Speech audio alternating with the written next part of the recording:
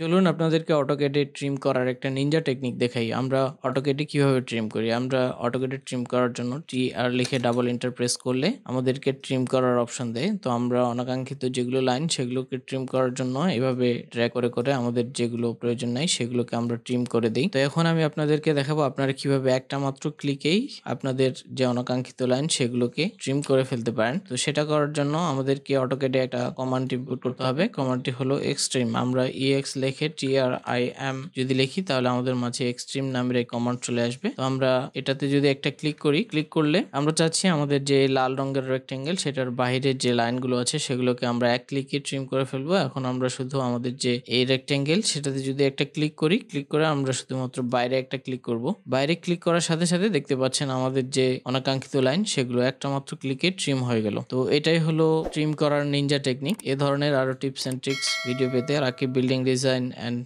ইন্টেরিয়রকে follow করে সাথে থাকুন। ধন্যবাদ।